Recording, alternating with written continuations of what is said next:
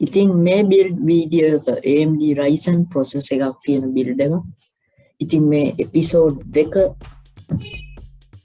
අපේ PC build videos category එකේ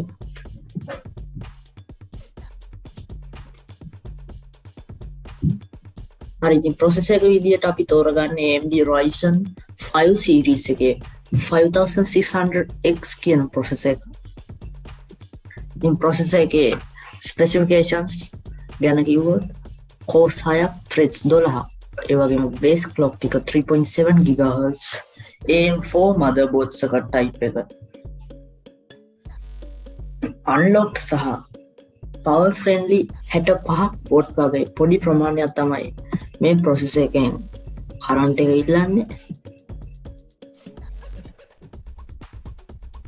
ඊළඟට system memory එක up to 3200 MHz වෙනකම් ඒ වගේම memory type එක DDR4 key features supported technologies වෙන්නේ Zen 3 core architecture එක Ryzen master utility කියන architecture එකෙන් තමයි මේක හදලා තියෙන්නේ. ඉතින් Zen 3 එකෙන් තමයි මේක power කරන්නේ.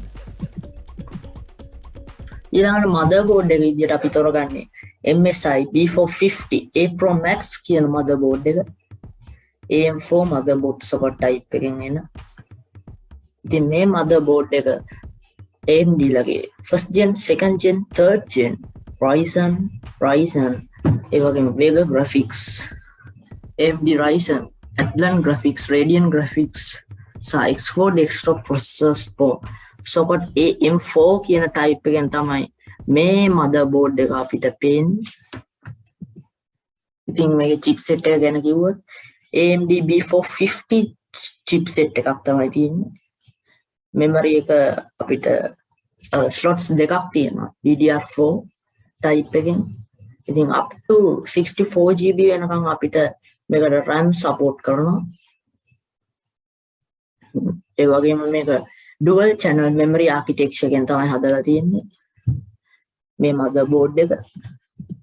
හරි ඊළඟට ප්‍රධාන මාතෘකාවක් වෙන PC එකට අවශ්‍යම component එකක් වෙන Asus Dual RTX 2060 EVO 6GB කියන graphic card එක තමයි අපි මේ build එකට පාවිච්චි කරන්නේ.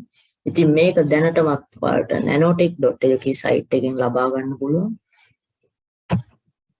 ඉතින් මේකේ specifications ගැන කිව්වොත් 6GB GDDR6 සහ boost clock එක විදියට 1710 MHz ඒ වගේම base clock එක විදියට 1395 MHz. එතකොට gaming mode එකේදී GPU එකේ boost clock එක විදියට 1680 MHz boost clock එක විදියට සාමාන්‍ය base clock එක විදියට 1365 MHz ඒ වගේම CUDA cores ගාන 1920යි memory speed එක 40000 MHz විදියට ඒ වගේම interface එක 192 bit විදියට. ඊළඟට අපි storage එකට තෝරගන්නේ Samsung ලගේ SSD 980 කියන brand එකකින් NVMe එකක් GB 250ක. ඒ වගේම මේකේ hard disk එක විදියට තව එකක් තෝරගන්නවා. ඒ තමයි Western Digital Blue 2TB කියන තව hard disk එකක් අපි තෝරගන්නවා. මේක SATA hard disk එකක්. හරි ඉතින් මේකේ RAMs විදියට Corsair Pegasus RGB RT16GB kit එකක් තමයි තෝරගන්නේ. ඉතින් 8GB memories දෙකක් දෙවරක්කට 16 විදියට. ඉතින් මේකේ මේක 3200 MHz තමයි මේ RAM එකේ අන්තර්ගතය. ඉතින් ඊළඟට අපි power supply එක විදියට තෝරගන්නේ Asus ලගේ ROG Strix 550 volt full modular 80 plus gold කියන මෙන්න මේ power supply එක. ඉතින් මේකේ casing එක විදියට අපි තෝරගන්නවා Asus TUF Gaming GT 501 white edition එක. ඉතින් මේ build එක අපි සම්පූර්ණ කළාම අපිට ගාන විදියට 3,38,000ක් තමයි එන්නේ. ඉතින් මේ බිල්ඩ් එක ඔයාලට Nanotech site එකෙන් නැත්නම් Nanotech ආයතනයෙන් මේ බිල්ඩ් එක ඔයාලට කරගන්න පුළුවන්. ඉතින් අදට මේ දෙවෙනි එපිසෝඩ් එක ඉවර වෙනවා.